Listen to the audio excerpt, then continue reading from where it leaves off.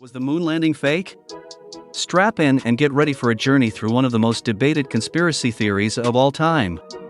In this video, we'll explore the arguments made by skeptics who question whether humans truly landed on the moon back in 1969, as well as the evidence that supports the historic Apollo 11 mission.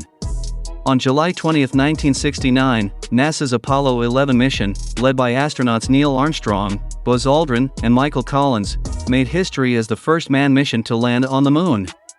The iconic moment when Armstrong took his first steps on the lunar surface and declared, "That's one small step for man, one giant leap for mankind," captivated the world. However, over the years, some skeptics have questioned the authenticity of the moon landing, claiming it was an elaborate hoax staged by the US government. So, what are the main arguments put forth by moon landing conspiracy theorists? Let's dive into some of the most popular ones. First, skeptics argue that the photographs taken during the mission appear staged. They point to the lack of stars in the sky, the seemingly perfect lighting, and the fact that the American flag appears to be waving despite the moon's lack of atmosphere. Additionally, they question the shadows in the images, suggesting that multiple light sources must have been used, indicating a staged set rather than the lunar surface. In response, experts have debunked these claims by explaining the scientific reasons behind these photographic anomalies. The lack of stars in the photos can be attributed to the camera's exposure settings, which were adjusted to capture the astronauts and the lunar surface, not the faint stars in the background.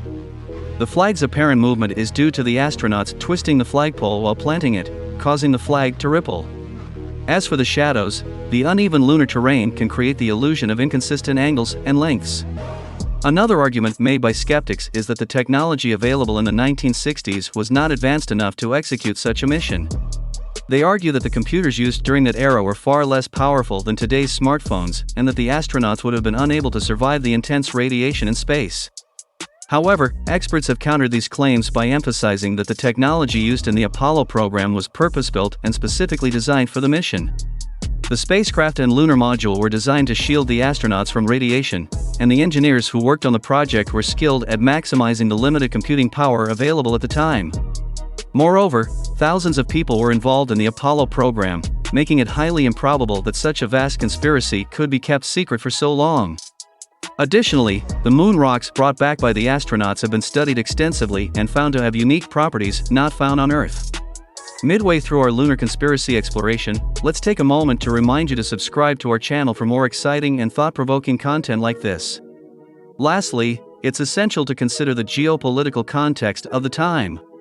The United States was engaged in a fierce space race with the Soviet Union, and faking the moon landing would have been an immense risk, with severe consequences if the hoax were ever discovered. It's also worth noting that the Soviet Union tracked the Apollo missions and would have exposed any fraud had they found evidence of it.